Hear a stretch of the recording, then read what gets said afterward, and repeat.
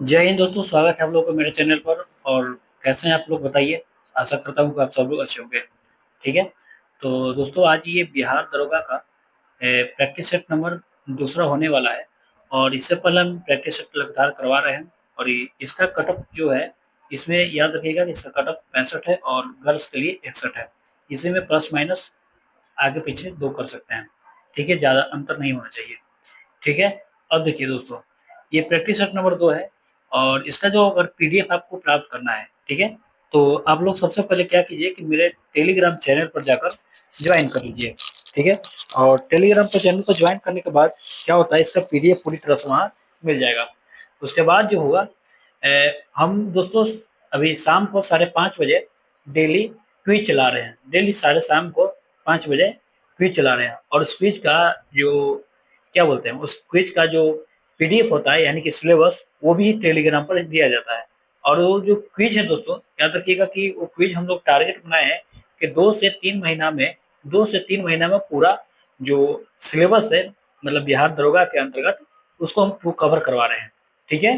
तो और उसमें और बिहार पुलिस की जो तैयारी करने वाला है तो वो तो कंफर्म जुड़ जाइए। ठीक है, क्योंकि देखिए जिनका एक बार बिहार पुलिस नहीं हुआ है वो आगे की ओर सोच रहे हैं। तो आप सबसे पहले सिलेबस पूरा कीजिए और क्विज से जुड़िए। यकीन मानिए कि 1 से 2 दिन में आप क्विज से जुड़िएगा, फर्क दिखिएगा। और सिलेबस मेरा थोड़ा हाई रहता है क्योंकि 2 से 3 महीना ही का ही टारगेट है। ठीक है। तो आप उससे जुड़िए। और बाकी प्रैक्टिस सेट करें तो हम पीडीएफ वहाँ पर देते ही है। ये कल कल इसका पीडीएफ मिल गया, आज हम इसका वीडियो बना रहे हैं। ठीक ना। तो चलिए आंसर इसको मिलाइए आप लोग और देखते हैं कितना आपका आता है। चलिए, प्रश्न नंबर 1 है कि किसी वस्तु के रेखीय संवेग में परिवर्तन की दर, किसका बड़ा रेखीय संवेग में परिवर्तन की दर उस पर लगाए गए किसके समानुपाती होता है। तो ये देखिए, ये बल के समानुपाती होता है। ठीक है। और ये न्यूटन का किस कौन सा नियम है, न्यूटन का सेकंड नियम है। ठीक है। यहाँ से निकलता है F बराबर ma। चलिए, अगला क्या है, अगला देखते हैं। अगला क्या है कि प्रकाश के संबंध में कौन सा असत्य है, बताइए। तो देखिए, यह प्रकाश क्या है, यह विद्युत चुंबकीय तरंग है, बिल्कुल ये तो सही है। अगला क्या, ये वर्ण विक्षेपण इसमें होता है। अगला क्या है कि जब प्रकाश एक माध्यम से दूसरे माध्यम में जाने पर इसकी आवृत्ति बदलती है, नहीं। प्रकाश की आवृत्ति छोड़कर बाकी अन्य सभी बदल जाता है लेकिन आवृत्ति नहीं बदलती। यानी कि ये इसका राइट आंसर हो जाएगा। 2 का असत्य ही चुनना था। बाकी क्या है कि सीधी रेखा में गमन करने के कारण यह प्रतिबिंब एवं छाया बनाती है, तो वो भी सही है, प्रतिबिंब और छाया बनाती है। अगला देखते हैं। 3 नंबर प्रश्न क्या है, 3 नंबर है कि कौन सा अनुचुंबकीय पदार्थ है। देखिए, जिसमें यम लगता है, यम। ठीक है, एल्यूमिनियम। ठीक है। ऐसा अगर आएगा तो याद रखो वो अनुचुंबकीय होता है। कौन होता है, अनुचुंबकीय। तो ऑप्शन डी इसका राइट आंसर हो जाएगा। ठीक है, प्लेटेनियम। ठीक है, वो सब अनुचुंबकीय, जिसमें यम आ गया, यही ट्रिक है उसका। ठीक है। एक ऑक्सीजन उसमें अपवाद में आता है। चलिए, अगला क्या है कि जब कोई पिंड जो होता है मुक्त रूप से पृथ्वी की ओर गिर रही है, कोई भी पिंड जो है वो मुक्त रूप से किसकी ओर गिर रही है, पृथ्वी की ओर गिर रही है। ठीक है। तो कुल ऊर्जा क्या होगा, तो देखिए ऊर्जा का न न विनाश होता है, न ही ऊर्जा उत्पन्न की जा सकती है। ठीक है, यही तो उसका है। तो यानी कुल ऊर्जा अपरिवर्तित रहती है। यानी कि देखिए नीचे गिर रहा है तो उसका गतिज ऊर्जा बढ़ेगा, गतिज तो क्या घटेगा, स्थितिज ऊर्जा घटेगा। यानी कि यांत्रिक ऊर्जा क्या होता है, समान रह जाता है, यानी कि अपवर्तित रहेगी। तो ऑप्शन सी इसका राइट आंसर हो जाएगा। अगला इंपॉर्टेंट क्या है कि एक्स किरण के विषय में कौन सा कथन सही है, कौन सा कथन सही है बताना है। तो देखिए, एक्स किरण जो होता है वो चुंबकीय क्षेत्र और विद्युत क्षेत्र दोनों द्वारा ही विक्षेपित होती है। ठीक है। तो जो इसमें वही इसका आंसर हो जाएगा, तो ऑप्शन सी इसका राइट आंसर हो जाएगा। चलिए, अगला देखते हैं। 6 नंबर क्या है, 6 नंबर इंपॉर्टेंट है। देखिए क्या है कि चुंबकीय, एक मिनट, चुंबकीय बल रेखा के गुण, चुंबकीय बल रेखा के गुण जो है इस संबंध में कौन सा सही है। देखिए, आपको दरोगा देना है, आपको बिहार पुलिस निकालना है, आपको अन्य एग्जाम कोई भी निकालना है जिसमें जीके जीएस आता है, प्रैक्टिस लगाइए और जाकर अभी टेलीग्राम से जुड़िए। ठीक है, सब्सक्राइब चैनल को कर दीजिए, टेलीग्राम से जुड़ जाइए। चलिए, इसके बारे में देखते हैं कौन सा सही है, क्योंकि देखिए कितना मस्त मस्त क्वेश्चन पूछा जा रहा है, एकदम स्टेटमेंट वाला क्वेश्चन। देखिए, चुंबकीय बल रेखा के बारे में बोला गया, तो चुंबकीय बल रेखा जो होता है कभी भी प्रतिच्छेदित नहीं करते थे, बिल्कुल ये तो सही है, एक दूसरे को कभी प्रतिच्छेदित नहीं करता है। अगला क्या है कि वे ध्रुव के तुलना में भूमध्य रेखा पर अधिकतम होता है। ध्रुव की तुलना में भूमध्य रेखा पर अधिकतम होता है। ठीक है, अगला क्या है कि देखिए, अगला क्या है, अगला देखते हैं। अगला है कि चुंबकीय बल रेखा जो होता है दक्षिणी ध्रुव से, मतलब ये तो सही होगा।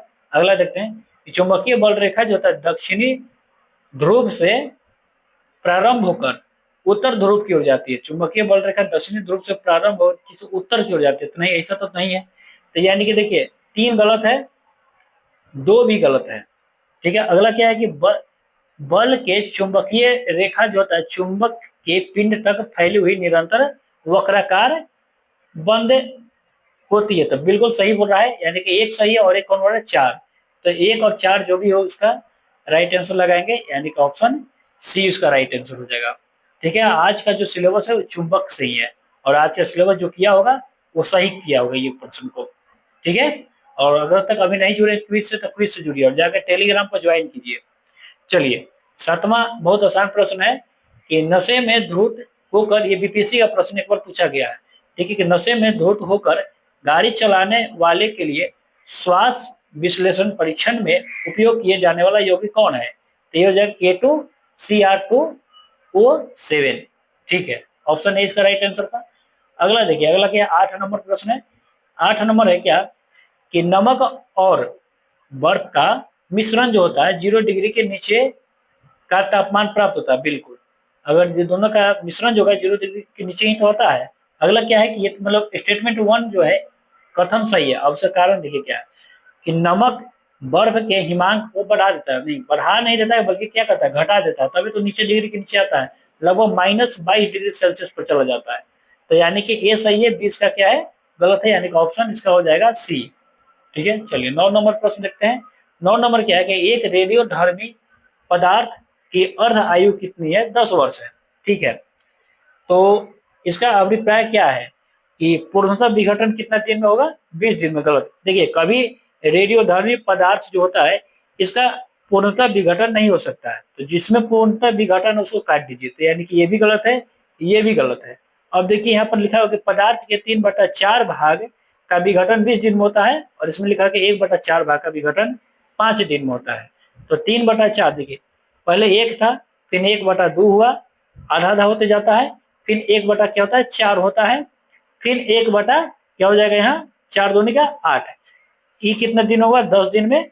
ये कितना दिन में हुआ? 10 दिन में होता है, सब बराबर। तो 10 10 कितना दिन हुआ? 20 दिन। 1/4 बचने का मतलब क्या हुआ कि 3/4 विघटित हो गया, यानी कि इसका कौन आंसर सही है? ऑप्शन सी इसका राइट आंसर हो जाएगा। ठीक है, चलिए 10 नंबर प्रश्न देखते हैं। और दोस्तों सब्सक्राइब जोर से जोर कीजिएगा चैनल को। अगला क्या है कि डाल्टन के परमाणु सिद्धांत के अनुसार निम्नलिखित में से कौन सा कथन सत्य नहीं है? नहीं वाला चुनना है। तब परमाणु क्या है? अविनाशी है। बिल्कुल, परमाणु अविनाशी ही बताया था। अगला क्या है कि रासायनिक अभिक्रिया में भाग लेने वाले सबसे छोटा कण क्या है? परमाणु है। ये भी डाल्टन, परमाणु सिद्धांत भी किसने दिया था? तो डाल्टन, ये भी याद रखिएगा। अगला क्या है कि सभी पदार्थ के परमाणु जो होते हैं सभी मायनों में समान होते हैं। नहीं, सभी पदार्थ के परमाणु सभी मायनों में कैसे समान हो गए? ये डाल्टन ये नहीं दिए थे, सबका अलग अलग होता है। तो ये इसका राइट आंसर है, क्योंकि नहीं चुनना था। बाकी अगला क्या है कि पदार्थ परमाणुओं के बने होते हैं, तो ये भी सही है। बाकी सी इसका गलत था, वो इसका राइट आंसर हो जाएगा। चलिए स्टेटमेंट वाला प्रश्न है, देखिए बहुत ही मजेदार प्रश्न है, ऐसे आप लोग को देना पड़ेगा। ठीक है, अगर आप 1 लाइनर पढ़ रहे हैं तो ठीक है, पढ़ना जरूरी वो भी है, लेकिन स्टेटमेंट प्रश्न पर ज्यादा ध्यान दीजिए। अगला क्या है कि कौन सा कथन जो है सही नहीं है? देखिए बेस के बारे में, यानी कि क्षार के बारे में। तो याद रखिए कि सबसे पहले क्षार क्या होता है? खट्टा होता है कि कड़वा होता है? तो ये कड़वा होता है, तो खट्टा वाला काट दीजिए इधर से। ठीक है, और देखिए, और ये जो क्षार होता है लाल को नीला करता है। ठीक है, तो लाल को क्या करेगा? नीला में लिटमस में करेगा। तो यानी कि बी इसका राइट आंसर था। तो 11 क्या हो जाएगा आपका बी। और दोस्तों जरूर से जरूर चैनल को सब्सक्राइब करके हमें भी आप आगे बढ़ने में मदद करें। ठीक है, क्योंकि आप लोग सब्सक्राइब कीजिएगा तभी तो आगे होगा। चलिए अब देखिए क्या है 12 नंबर प्रश्न। 12 नंबर क्या है कि एस्केरिस। एस्केरिस क्या है? एस्केरिस एक निमेटोडा है। तो यानी कि 1 का 3, तो 1 का 3 यहाँ भी है और यहाँ भी है। इसी प्रकार से पकड़ना पड़ेगा दोस्तों, यानी कि ए और बी में से कोई एक है। अब देखिए मलेरिया तो बहुत, मलेरिया परजीवी क्या है, ये तो बहुत आसान है। मलेरिया परजीवी प्रोटोजोआ है ना। तो यानी कि बी के 4, तो यानी कि यहाँ पर है, यहाँ पर तो नहीं है, तो यानी कि इसका ऑप्शन हो जाएगा ए। बाकी आप लोग खुद से मिला लीजिए। चलिए चलिए अगला क्या है, 13 नंबर प्रश्न है कि किस कारण से ईथर को थोड़ी सी मात्रा, ईथर की थोड़ी सी मात्रा हथेली पर ठंडक प्रदान करती है। देखिए ठंडक तभी प्रदान करेगी जब उसका वाष्पीकरण होगा। तो ऑप्शन सिंपल बात है, ये प्रश्न बहुत आसान था, ऑप्शन सी था इसका राइट आंसर। ये भी बहुत आसान प्रश्न है कि मनुष्य में भोजन का पाचन की प्रक्रिया कहाँ से शुरू होती है, गुहा से होती है या मुंह से होती है, और इसका अंत कहाँ होता है, छोटी आंत में होती है। तो ऑप्शन ए इसका राइट आंसर है। चलिए अगला देखते हैं, 15 नंबर प्रश्न क्या है कि खाद्य श्रृंखला है, क्या है, खाद्य श्रृंखला है कि एक जीव से दूसरे जीव में भोजन का स्थानांतर, ये तो है, और कितना प्रतिशत होता है, 10% होता है, और इसने किसने ये थ्योरी दिया था, लिंडमान ने दिया था। तो ऑप्शन सी इसका राइट आंसर था। चलिए 16 नंबर क्या है कि मार्स, देखिए मार्सिलिया फॉर्न, देखिए फॉर्न हमको जाना पहचाना नाम आ रहा है, तो उसी से पकड़ेंगे। अगला क्या, हॉर्स टेल निम्नलिखित में से कौन सा पादप समूह का उदाहरण है। तो ये सब हो जाएगा किसका, ये सब हो जाएगा टेरिडोफाइटा का। देखिए फॉर्न किसका, टेरिडोफाइटा में आता है। बाकी हम हॉर्स टेल हम नहीं जानते थे, लेकिन मार्सिला का नाम सुना हुआ है, और फॉर्न का भी। ठीक है, फॉर्न तो कन्फर्म है, टेरिडोफाइटा, तो इसी ऐसे भी आप लोग पकड़ सकते हैं। ठीक है, देखिए आंसर सही करने से मतलब है, सही आंसर हो जाना भी चाहिए। ठीक है, अंदाज पर गलत भी नहीं होना चाहिए। अगला देखते हैं 17 नंबर प्रश्न, और दोस्तों सब्सक्राइब जरूर कीजिए। देखिए कहे कि लार्ज लार्ज होता है सलाइवा के बारे में कौन सा लाभ नहीं है, मतलब बताना कि इसका कौन सा कार्य नहीं है लार का। देखिए निगलने में मदद करना ये लार का कार्य है बिल्कुल, यानी सलाइवा ये करता है। अगला देखिए सलाइवा आरबीसी में वृद्धि नहीं करती है, तो ये इसका गलत ऑप्शन था, और गलत ही चुना है, यानी कि यही इसका राइट आंसर हो जाएगा। अगला क्या होगा कि मुख और दांत को साफ रखती है, बिल्कुल सलाइवा करती है। अगला क्या, होठों और जीवा की गति के लिए अनुकूलन बनाकर बोलने में मदद करती है, बिल्कुल। ठीक है, तो इसका राइट आंसर कौन हो जाएगा, ऑप्शन बी इसका राइट आंसर था। चलिए अगला देखते हैं। अगला क्या है कि यदि माइक्रोकॉन्ड्रिया, माइक्रोकॉन्ड्रिया क्या करता है, कोशिकीय शोषण के लिए काम होता है। ठीक है, काम करना बंद कर दे तो कोशिका में कौन सा कार्य नहीं हो सकता, यानी कोशिकीय शोषण यानी कि ऑक्सीकरण का कार्य नहीं होगा, भोजन का ऑक्सीकरण। तो ऑप्शन डी इसका राइट आंसर हो जाएगा। चलिए अगला क्या देखते हैं कि डेसिमल जो होता है, यानी कि दशमलव से बाइनरी में संख्या में परिवर्तन करने वाली युक्ति कौन है। तो ये हो जाएगा एनकोडर, यानी कि ऑप्शन ए इसका राइट आंसर था, 1 लाइनर प्रश्न था। ठीक है, चलिए अगला क्या कि थायमिन, बहुत आसान प्रश्न है। थायमिन बताइए, विटामिन B1, बहुत आसान प्रश्न है, विटामिन B1। आप लोग कमेंट बताइए कि विटामिन B2 का रासायनिक नाम क्या है, अगर पढ़ते हैं तैयारी करते हैं तो आंसर जरूर दीजिए। ठीक है, विटामिन B2 का आंसर। चलिए अगला देखते हैं, विश्व के सबसे बड़ा बौद्ध मंदिर कौन है। देखिए विश्व का सबसे बड़ा बौद्ध मंदिर कहाँ स्थित है ये बता रहा है, तो ये हो जाएगा इंडोनेशिया में। और ये कौन सा है, बोर बुदर बुदुर बोर बुदुर, याद रखिएगा कहाँ पर है, इंडोनेशिया में। चलिए अगला देखते हैं, 22 नंबर प्रश्न है कि प्यूनिक का युद्ध किसके मध्य, देखिए प्यूनिक का कितने युद्ध हुआ था, प्यूनिक का कुल 3 गो युद्ध हुआ था, और ये हुआ था रोम और कार्थोज के मध्य। रोम इसमें विजय हुआ था और कार्थोज इसमें हार गया था, तो दोनों ध्यान रखिएगा। चलिए ऑप्शन 20 का राइट आंसर था। अगला 23 नंबर प्रश्न क्या है, 23 नंबर है कि निम्नलिखित में से राख के साक्ष्य किस पुरास्थल से मिला है।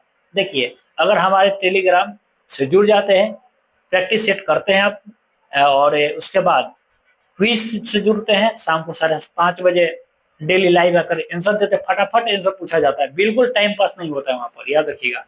और उसे तो ये सब प्रश्न आपके लिए हलवा रहेगा एकदम, आप जुड़ के तो देखिए। चलिए तो इसका राइट आंसर कौन हो जाएगा, ऑप्शन बी, कुरनूल गुफा। चलिए अगला देखते हैं, 24 नंबर, हड़प्पा स्थल किस नदी के तट पर है। हड़प्पा स्थल, हड़प्पा बहुत आसान प्रश्न था, हो जाएगा आपका रावी। अगला इंपॉर्टेंट प्रश्न क्या है कि ऋग्वैदिक युद्ध के संदर्भ में निम्नलिखित में से कौन सा कथन सही नहीं है। ऋग्वैदिक युद्धों के बारे में बताना है।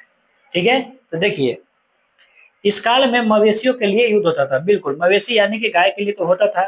ठीक है, और गाय की हत्या पर क्या होता था, गाय की हत्या पर देशद्रोही का आरोप लगाकर उसको राज्य से बाहर निकाल दिया जाता था, या मृत्यु दंड की भी प्रावधान थी। ठीक है, ये भी याद रखिएगा। अगला क्या है कि लड़ाइयाँ जो थी जमीन के लिए भी लड़ती थी, बिल्कुल जमीन के लिए लड़ाई तो सबको लड़ा है। ठीक है, तो ये भी सही हो जाएगा, नहीं के लिए चुनना है, तो दोनों तो ये सही अभी तक है। अगला क्या है, इस काल में युद्ध के लिए कोई अस्थायी सेना नहीं थी, बिल्कुल अस्थायी सेना नहीं थी ये बोल जा रहा है। ठीक है, तो ठीक है, उस समय तो अस्थायी सेना ऐसा कुछ था ही नहीं।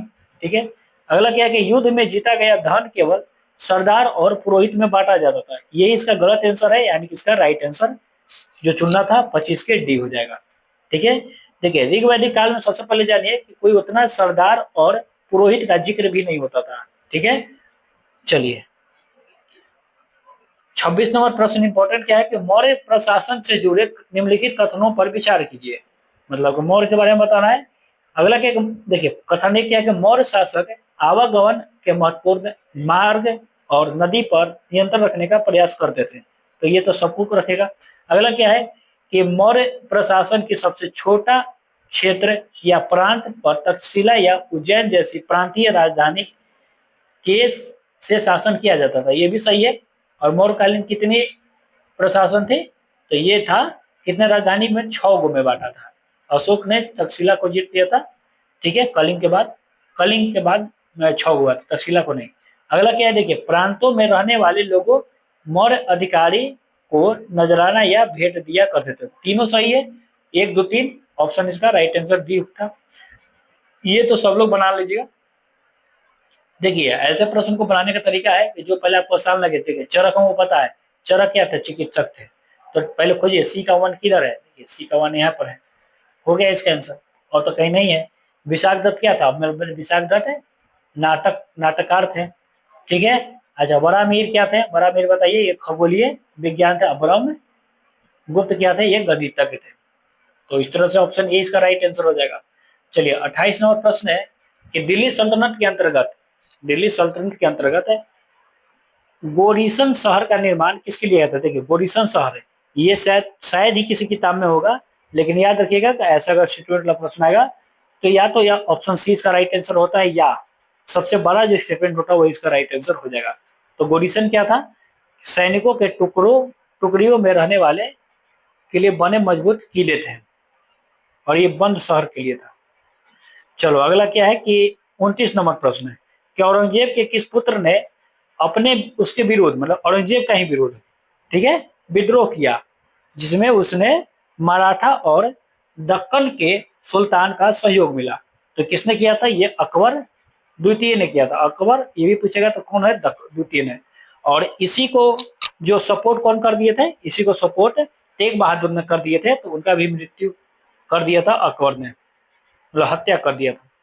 चलिए 30 नंबर प्रश्न है कि 1922 में गांधी जी को सजा सुनाने वाला जज कौन है, तो ये हो जाएगा जस्टिन सी एन ब्रूमफील्ड। याद रखिएगा जस्टिन सी एन ब्रूमफील्ड, तो ऑप्शन ए इसका राइट आंसर हो जाएगा।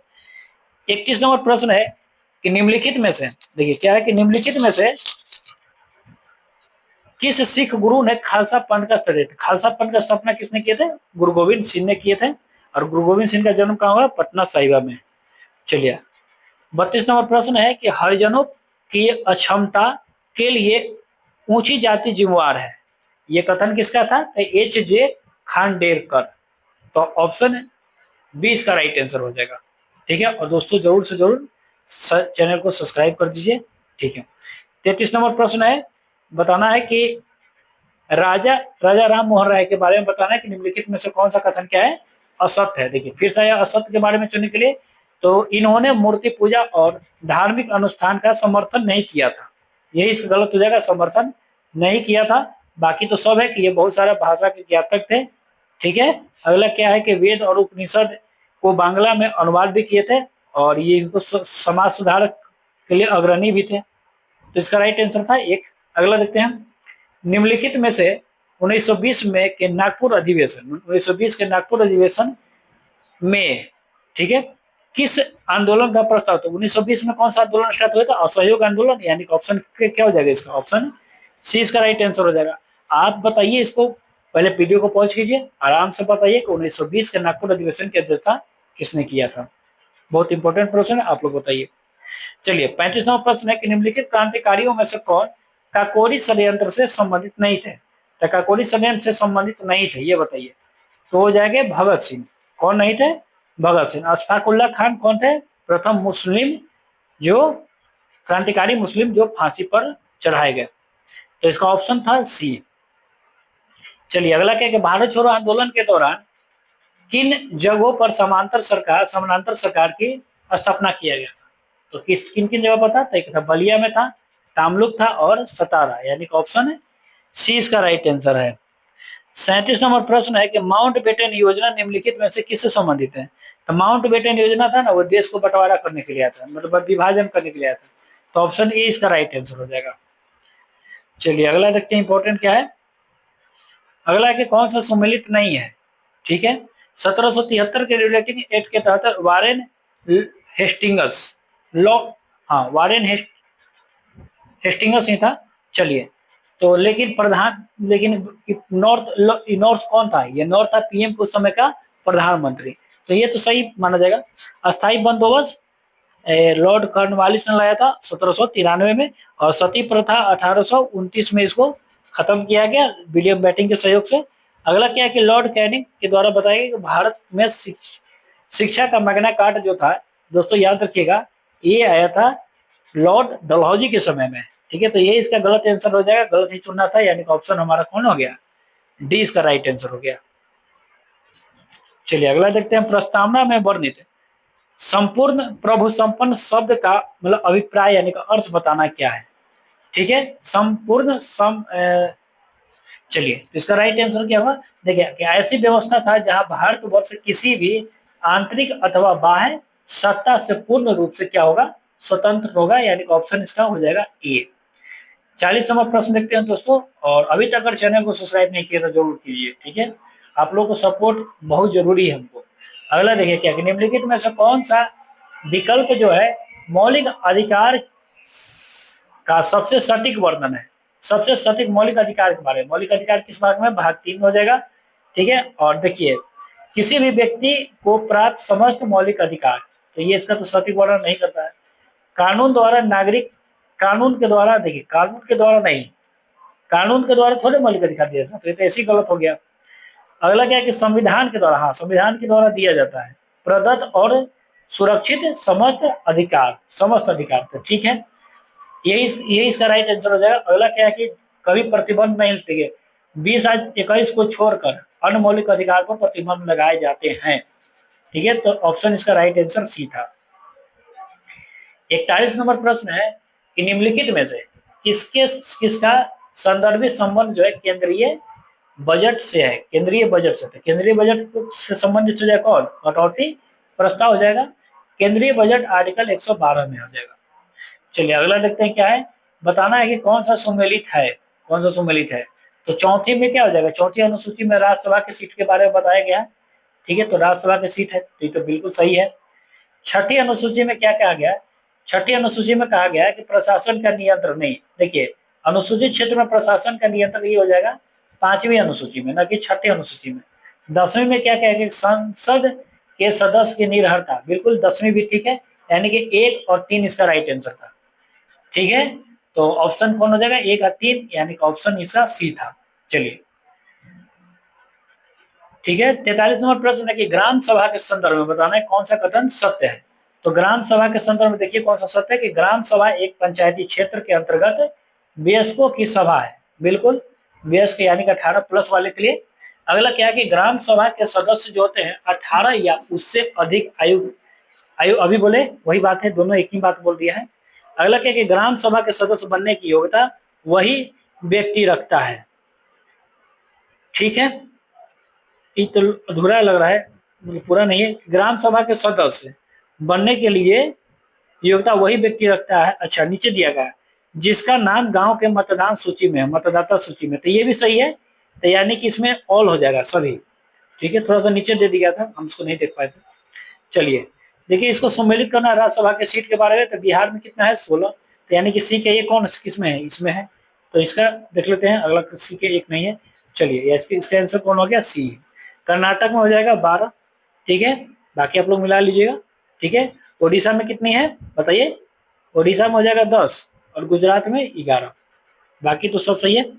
चलिए 45 नंबर प्रश्न है कि निम्नलिखित में से कौन अंतर राज्य परिषद के अध्यक्ष होते हैं। ये सब जो है हमारा होमवर्क सीरीज में कराया गया है, आप लोग जरूर जुड़िए। और फिर से हम लोग स्टार्ट करने वाले हैं, फिर से 2-3 महीना में खत्म करेंगे, इसीलिए बोल रहे हैं। इधर नए नए में करंट अफेयर स्टार्ट हुआ 2 दिन से, करंट अफेयर अभी कम मिल रहा है, बाद में उसको बढ़ाया जाएगा। तो इसका राइट आंसर हो जाएगा ऑप्शन डी, प्रधानमंत्री। और किस आर्टिकल में हो जाएगा? आर्टिकल 263 में। और इसे गठन करता है राष्ट्रपति। 46 नंबर प्रश्न है कि भारतीय संसद राज्य सूची के किसी विषय पर, ठीक है, तब कानून बना सकता है जब, कब बना सकता है? अंतरराष्ट्रीय समझौता को प्रभावी करना हो, संबंधित राज्य से संबंधित हो, या राज्य में राष्ट्रपति शासन लागू हो तब। तो तीनों राइट आंसर हो जाएगा, यानी ऑप्शन डी था इसका राइट आंसर। 47वां प्रश्न है कि राज्यसभा के शक्ति में सम्मिलित है, राज्यसभा के शक्ति में सम्मिलित है, ये बताना है। तो सामान्य विधेयक पर विचार कर उन्हें पारित करता है तथा धन विधेयक पर संशोधन का सिर्फ क्या करता है? प्रस्तावित करती है। मानना न मानना वो लोकसभा के लिए है। तो ये तो सही है। अगला क्या है कि संवैधानिक संशोधन को पारित कर सकती है, बिल्कुल। अगला क्या है कि राष्ट्रपति एवं उपराष्ट्रपति के चुनाव में भागीदारी करती है, तो ये भी सही हो जाएगा, यानी ऑप्शन इसका भी डी हो जाएगा। ठीक है, स्टेटमेंट वाला प्रश्न बहुत ही अच्छा से पढ़ना पड़ता है, याद रखिएगा। ठीक है, अगर आप लोग नहीं पढ़ पा रहे तो रोक के पढ़िए, लेकिन पढ़िए आप लोग पहले।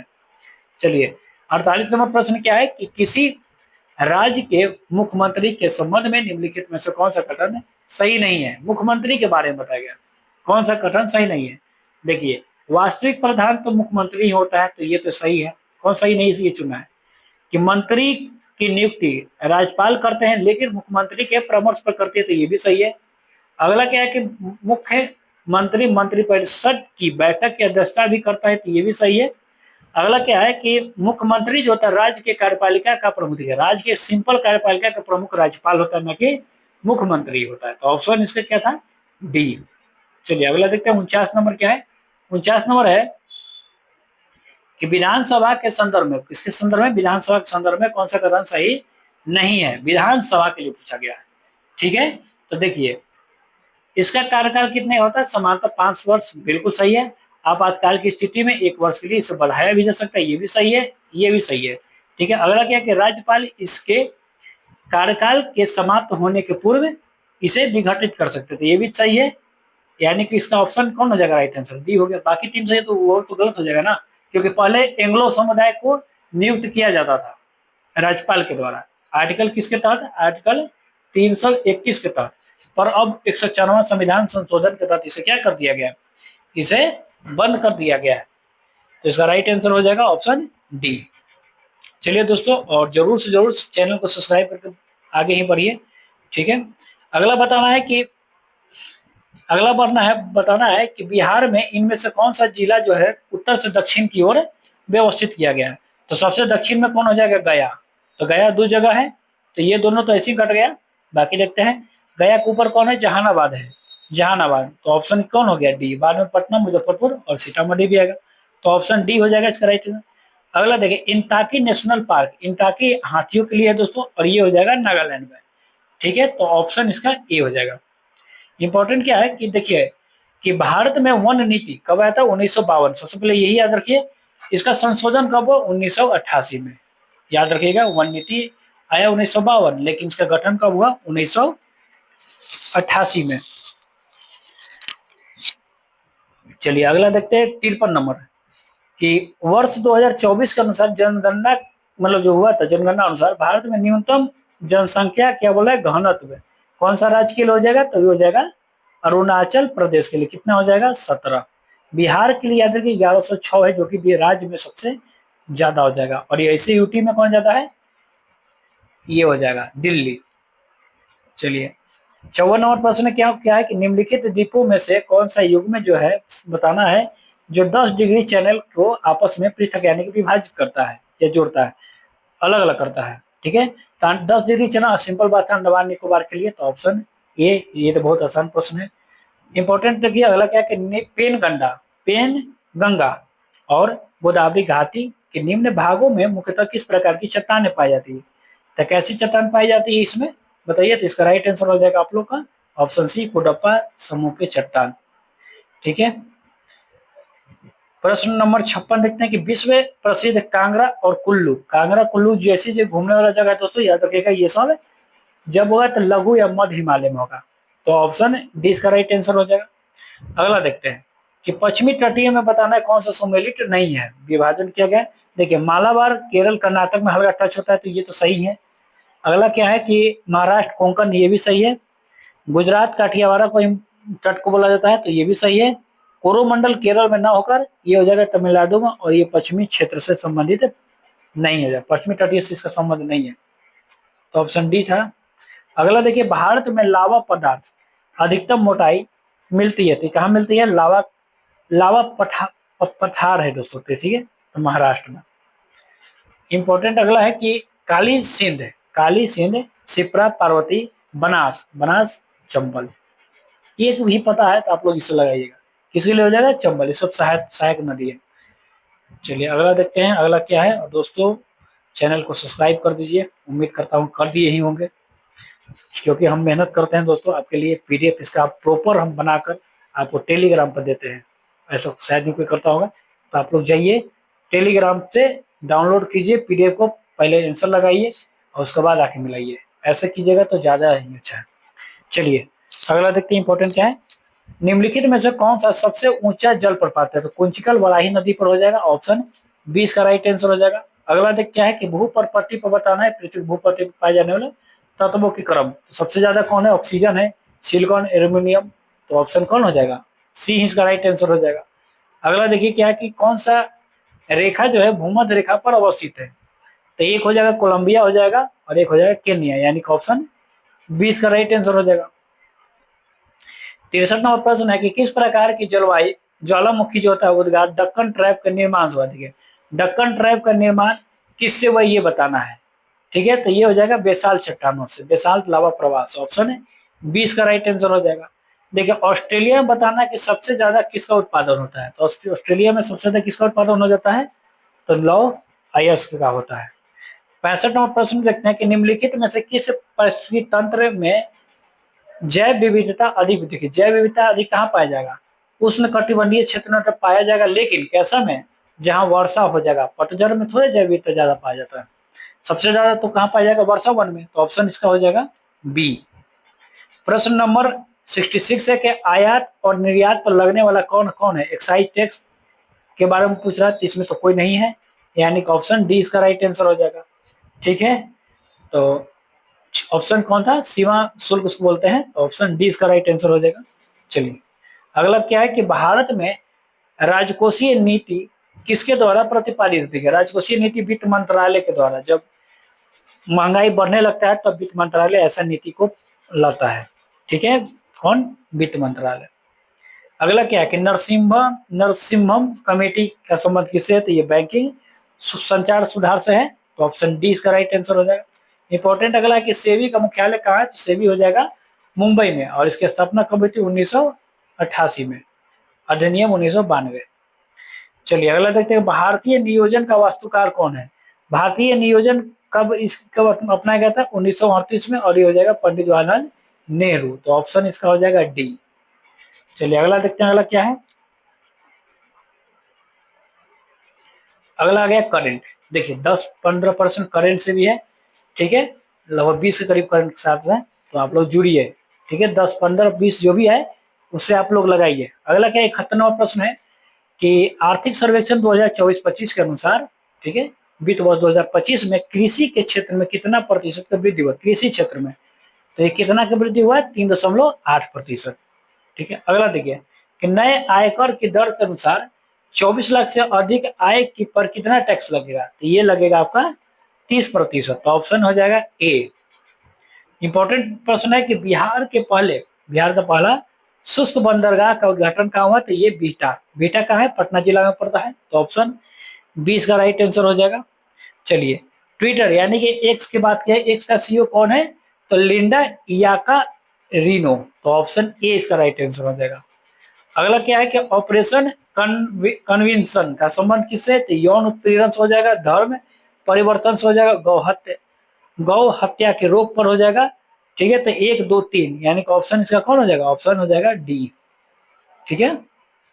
चलिए 76 नंबर प्रश्न है कि भारत और ओमान के मध्य होने वाला नौसेना अभ्यास कौन है? नसीर अल बहर। ये बताना है कि ये कहाँ हुआ था? ये गोवा में हुआ है। कहाँ पर हुआ है?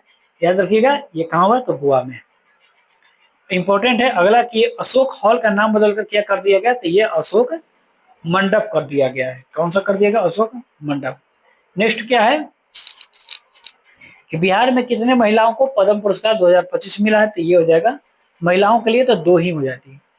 ठीक है, और इन दोनों का नाम आप बताइए। ठीक है, एक होता है सृजनी कला से संबंधित है, गायन से संबंधित है। तो इन दोनों का नाम आप लोग कमेंट में बताइए। नहीं पता है तो सर्च मार के बताइए। ठीक है, देखिए पढ़ने वाला स्टूडेंट बताता है, याद रखिएगा। चलिए अगला के स्वप्निल कुसाले जिन्होंने पेरिस ओलंपिक में कांस्य पदक जीते थे, का राज्य किससे संबंधित है? ये हो जाएंगे महाराष्ट्र से। किससे संबंधित है? महाराष्ट्र से। 80 नंबर है कि निजुत मोइना किस राज्य से संबंधित है? ये हो जाएगा असम। असम से संबंधित है। 81 नंबर प्रश्न है, हाल ही में प्रधानमंत्री द्वारा बढ़ावन बंदरगाह परियोजना के आधारशिला रखी गई है। ये परियोजना कहाँ अवस्थित है? सिंपल प्रश्न था, बहुत हाईलाइटेड प्रश्न है, ये भी याद रखिएगा। तो ये कहाँ रखा गया है? तो ये हो जाएगा महाराष्ट्र में। तो ऑप्शन डी इसका राइट आंसर हो जाएगा। अगला क्या है कि सिप्री सिप्री सिप्री का कहाँ मुख्यालय? स्टॉकहोम में है। ठीक है, हाल ही में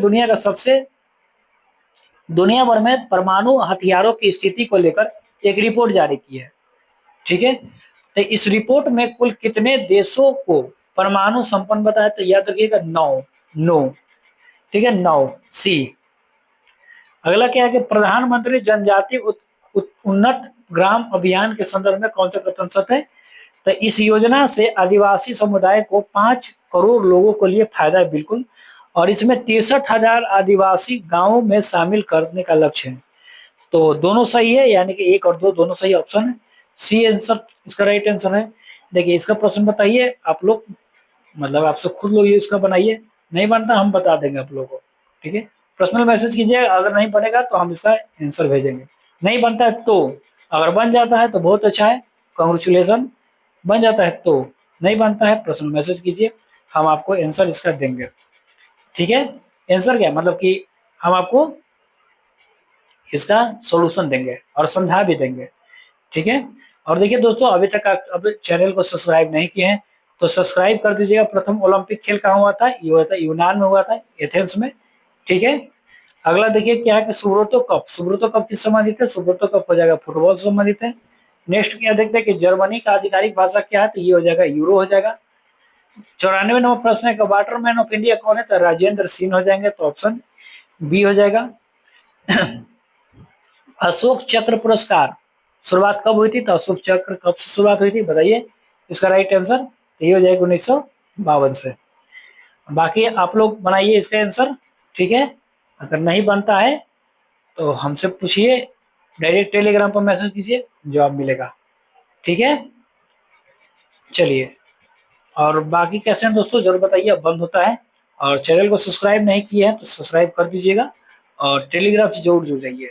ठीक है, टेलीग्राम से जाकर जुड़ जाइए, और उसका पीडीएफ भी टेलीग्राम पर मिलेगा। और शाम को याद रखिएगा 5:30 बजे डेली क्विज होता है, क्विज से जुड़ना ना भूलिए। ठीक है, तो मिलते हैं अगले वीडियो में, तब तक जय हिंद, जय भारत, जय हिंद।